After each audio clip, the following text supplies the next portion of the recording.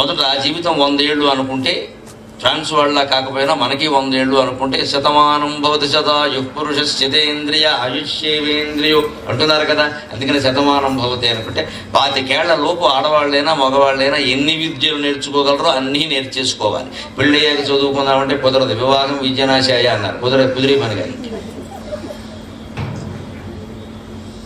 అందుకని 25 ఏళ్ల వరకు బ్రహ్మచర్యం విద్యాభ్యాసానికే కేటాయించాలి. ఆ విద్యాభ్యాసంలో పూర్తిగా బ్రహ్మచర్యాన్ని పాటించాలి, ఆడ మగ కూడా. ఈవేళ జరుగుతున్న ప్రమాదమే, ఆడ మగ ఒక చోట చదువుకుంటున్నారు, బాగానే ఉంది. చదువు కంటే ఎక్కువ మిగిలిన వ్యవహారాలు ఎక్కువే. ఇదివరకు కళాశాలల్లో ఉండి, ఇప్పుడు పాఠశాలకు కూడా బాగా. ఇక ముందు బిడ్డలు పుట్టగానే ఆసుపత్రికి కూడా పాకుతాయి ఈ భ్రమకలాపాలు. పుట్టగానే పువ్వు పరిమళించిందని పుట్టగానే వీళ్ళిద్దరూ ప్రేమించేసుకుంటారు బెడ్స్ మీదే, ఈ శిశువు ఆ శిశువు.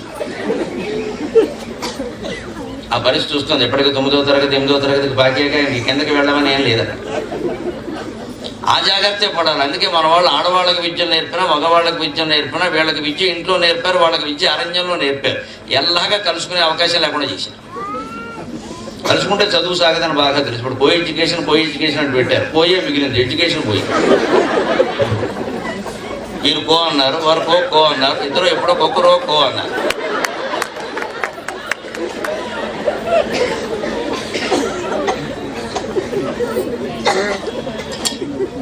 ఇరవై ఏళ్ళ యవ్వనంతో మెసమెసలాడిపోయే అమ్మాయి పక్కన కూర్చుంటే మగాడు తినగా ఎందుకుంటాడండి? అజ్ఞానంగా.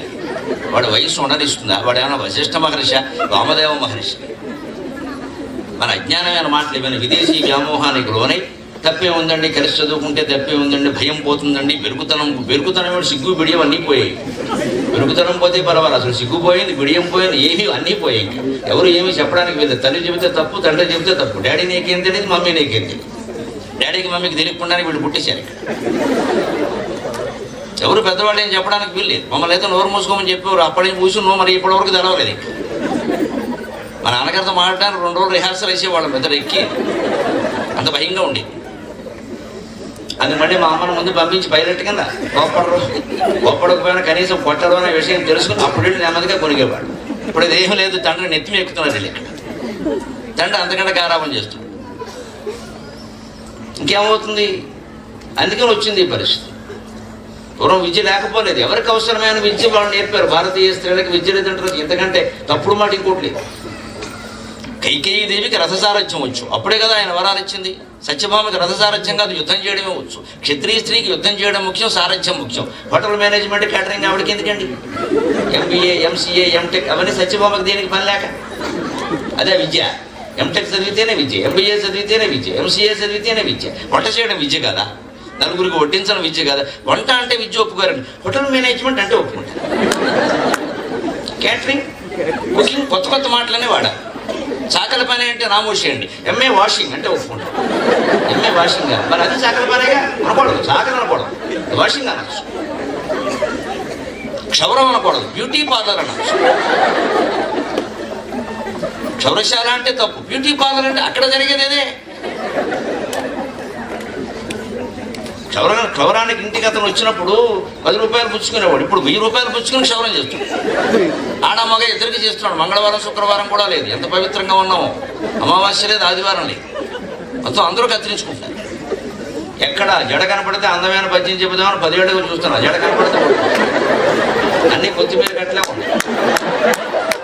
అటు వేసిన కొత్తిమీర, ఇటు వేసిన కొత్తిమీర.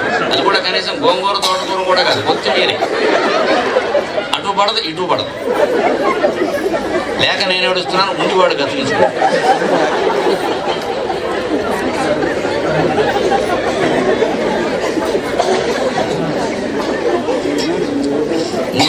ఉండి దరిద్రం అంటే అది ఇదే. లేక దరిద్రం అయితే పర్వాలేదు, ఉండి దరిద్రం. ఈ అనాచారాలన్నీ ఎందుకు వచ్చాయండి? ఏది విద్య ఇప్పుడు ఏం చెప్తారంటే మేడం కొత్తగా ఫ్యాషన్ టైలరింగ్ విద్య, ఫ్యాషన్ డిజైనింగ్ విద్య. ఇదే పూర్వం మన వాళ్ళు ఇంట్లో కూర్చోబెట్టి కుట్టు పనులు నేర్పితే ఆడవాళ్ళని వంటింటి కుందేళ్ళు చేశారు, వ్యాఖ్యానం చేశారు. ఇప్పుడు వంటింటి కుందేళ్ళుగా కుంటింటి పందేళ్ళు అయ్యారు. ఇప్పుడు ఏమైనా చేసింది అంటే నువ్వు ఇంగ్లీష్ పేర్లు పెట్టి బజార్లో నేర్పితే అది విద్య, ఇంట్లో మర్యాదగా నేర్పితే విద్య కదా. ఎంత అజ్ఞానం అంటే మంది. ఇంగ్లీష్లో నేర్పితే విద్య, సంస్కృతంలో నేర్పితే విద్య కదా. సంస్కృతం అంతా గుడ్డుమాసిన భాష అయిపోయిందా? మనకున్న భయంకరమైన అజ్ఞానం ఏమిటంటే ఇంగ్లీష్ వాళ్ళ పాలన కారణంగా ఇంగ్లీష్ అంతా శాస్త్రీయం, సంస్కృతం అంతా హిందూ మతం. అది మతం. సంస్కృతంలో ఉంటే అది మతం, ఇంగ్లీష్లో ఉంటే మాత్రం అది శాస్త్రీయం. అది మతమైనా సరే, గుడ్డి మాట అయినా సరే, అది విజ్ఞానం. ఈ అజ్ఞానాన్ని ముందు భారతీయ మహిళలు పిల్లలకి నేర్పాలమ్మా, ఈ అజ్ఞానం నుంచి బయటపడమని నేర్పాలి. మన మాతృభాష తెలుగు అవుతుంది, మనం గౌరవించే భాష సంస్కృతం అవుతుంది. యావత్ ప్రపంచానికి మూలమైన భాష సంస్కృతం అవుతుంది. ఇంగ్లీష్ ఎక్కడి నుంచి వచ్చిందండి మన ప్రాణాలు చేయడానికి? ఇవాళ అది గొప్పదైపోయింది మొత్తం. అది ఒక్కటే వస్తే పర్వాలేదు, దాంతోపాటు చాలా వచ్చాయి. అది మొత్తం నాగరికతను ధ్వంసం చేసి, అందుకని ఇవాళ కుటుంబ వ్యవస్థ గురించి ధన్యో గృహస్థాశ్రమ అని హెడ్డింగ్ పెట్టి మాట్లాడుకోవాల్సి వస్తుంది మనం, ఓ శీర్షిక పెట్టి. లేకపోతే ఈ కర్మ, ఈ దేశంలో గృహస్థాశ్రమం గురించి మొగాడు చెప్పడం ఏంటండి కర్మ, దీనికి ఆడలు చెప్పుకోవాలి కదా. గృహస్థాశ్రమం అంటేనే ఆడది. గృహిణి గృహం వచ్చింది, గృహిణి పురుషగా వచ్చింది అని ఎవడ అనలేదు. గృహిణి గృహం వచ్చింది, గృహం అంటేనే ఇల్లా. ఓ ఇల్లా అని మాట్లాడాలి, నేను మాట్లాడటం ఏంటి? చెప్పవలసిన పరిస్థితి వచ్చిందా? అందుకని మనం అంతిమంగా నేర్చుకోవాల్సింది ఏంటంటే కుటుంబ జీవనం ద్వారా మళ్ళీ జగమెల్ల ఒక్క పరమాన్నపు బిందువుగా కావచ్చు. అంతా ఒకటే, అంతా ఒకటే, అంతా ఒకటే, ఏకమేవ అద్వితీయం బ్రహ్మ. దానికి జీవితాన్ని 4 భాగాలు చేసి 25 ఏళ్ళు ఆడ మగ ఇద్దరిని ఎవరికి ఎక్కడ వీలైతే ఎక్కడ తల్లిదండ్రుల ద్వారా కానీ ఆచార్యుల ద్వారా కానీ రకరకాల పద్ధతుల ద్వారా అన్ని శాస్త్రాలు నేర్చుకోమని చెప్పారు. ఎవరిని అభ్యంతరం చెప్పారు. యవ్వనే విషయేషిణాం. ఆ తర్వాత గృహస్థాశ్రమంలో ప్రవేశించి 25 ఏళ్ల పాటు సమస్త భోగాలు అనుభవించమని చెప్పారు. ఆ భోగాలకు అవసరమైనటువంటి శృంగార సంబంధమైన భంగిమలు వివరిస్తూ 84 భంగిమలు వివరిస్తూ వాత్స్యాయన కామసూత్రాలు రచించిన ఏకైక జాతి అభ్యుదయ జాతి భారత జాతి. ఆశ్చర్యకరమైన విషయం ఏంటంటే 84 భంగిమలు శృంగార భంగిమలతో వర్ణించి రచించిన వాత్స్యాయన కామసూత్రాలు రచించి ప్రపంచ ప్రసిద్ధిగాంచినటువంటి వాత్స్యాయనుడు ఆ జన్మ బ్రహ్మచారమ్మ. ఆశ్చర్యకరమైన విషయం ఇది. ఆయనకి స్త్రీ స్పర్శ తెలియదు, ఎలా ఉంటుందో తెలియదు. ఆయన కామసూత్రాలు రచించాడు. అది నా భారతదేశం, అది నా భారతదేశం. యోగ దృష్టి ప్రతిదాన్ని అనుభవించక్కర్లేదు, చూస్తే సార్. ఒక తపస్సు చేసిన వాడికి తెలియని విషయం అనేది. మనకు ఆ తపస్సు తెలియకే ఏడుస్తాం. ఏకాంతమే తెలియదు, మౌనమే తెలియదు, ధ్యానమే తెలియదు. ముందు నోరు మూసుకోవడం తెలియదు.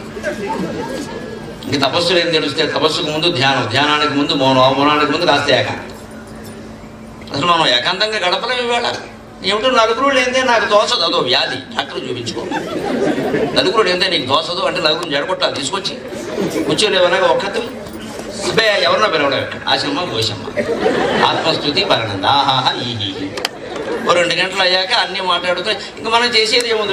మరి ఈ గంట ఎవరి స్వార్థం కోసం వాడు. అందుకే ఏ భోగాలకి, ఏ లైంగిక భోగాలు సహా వేటికి మన సంస్కృతి అభ్యంతరం చెప్పారు. పైగా ప్రోత్సహించింది. ఎవరే విశేషణం, ఎవరిలో అనుభవించబోయే బాబు ఎవరు వద్దన్నారు. కానీ దానికి ఒక పరిమితి ఉంది కదా. 50 ఏళ్ళు దాటి వెంటనే ఆర్ధకి మునివృత్తినా 40 ఏళ్ళు 50 ఏళ్ళు కూడా దాటే అంటే ఇక వార్ధక్యం వస్తుంది క్రమంగా. ఇంకా 50 ఏళ్ళు దాటాక పుట్టినరోజున 52 వచ్చింది, 56 వచ్చింది అనకూడదు. 56 వెళ్ళే ఏం చేసుకోవాలి, పుట్టిన వచ్చింది ఇంకేం వస్తాయి, ఇంక రుచి వస్తుంది. ఇంకా 55, 56, 57 వచ్చింది. ఇంక రావడం కాదు, ఇక్కడ మైనస్ కౌంటర్ డౌన్ మొదలు పెట్టాలి. 72 ఏళ్ళు పూర్ణాయుర్దాయం. భారతీయ జ్యోతిష్ శాస్త్రం ప్రకారం 72 ఏళ్ళు పూర్ణాయుర్దాయం. ఎందుకంటే శరీరంలో 72,000 నాడులు ఉంటాయి. 1000 నాడులకు 1 సంవత్సరం లెక్క జంజు శాస్త్రం ప్రకారం. అందుకని 72 ఏళ్ళు పూర్ణాయుర్దాయం. జాతకంలో పూర్ణాయుర్దాయం అన్నారంటే 100 కాదు, 72. 72 ఏళ్ల కంటే ఎక్కువ బతికిన వాళ్ళు ఎవరన్నా ఉంటే LIC బోనస్ ఇచ్చినట్టు లెక్క. సంతోషించారు. అప్పటికి అందుకోవాలి జీవితత్వం అనేది. అందుకోకపోతే వృధా అది. అందుకోవడానికి ఏం చేయాలి? మెట్టు మీద మెట్టెక్కినట్టుగా 25 ఏళ్ళు బ్రహ్మచర్యంతో గడిపి విద్యలన్నీ నేర్చుకుని 25 ఏళ్ళు విషయోపభోగాలన్నీ అనుభవించి ఆర్థికంగా ఏదో ఉద్యోగమో, వ్యవసాయమో, వ్యాపారమో ఏదో ఒకటి చేసుకుని కుటుంబాన్ని పోషించుకుని ఆ పైన 50 ఏళ్ళు దాటాక వార్తకే మునివృత్తీనాం. 50 నుంచి 75 వరకు, 72 ఏళ్ళు దాటే వరకు మునివృత్తీనాం. మౌనంగా ఉండు. మునే కర్మ మౌనం. 50 ఏళ్ళు దాటిన ప్రతి ఒక్కరూ గుర్తుపెట్టుకోవాలి కుటుంబ వ్యవస్థ. వీలైనంత మౌనంగా ఉండాలి. కొడుక్కి పెళ్లి చేసాం, వాడి సంగతి కోడలు చూసుకుంటుందమ్మా, నీకు అనవసరం, వదిలేయాలి విషయం. ఏమిటో పెళ్లి చేశాం కానీ మనం అసలు పట్టించుకోవడమే లేదు. ఇంకా సాగది ఇది ఇక్కడ. పట్టించుకోకపోవడానికే చేశాం. ఇంకేవాడు పట్టించుకునేది ఆమోదం. చేసింది మనమే, పెద్ద క్యాటరింగ్ ఇచ్చింది మనమే, కళ్యాణ మండపం మాట్లాడింది మనమే, అందరినీ పిలిచింది మనమే, పట్టించుకోలేదని ఏడుస్తున్నది మనమే.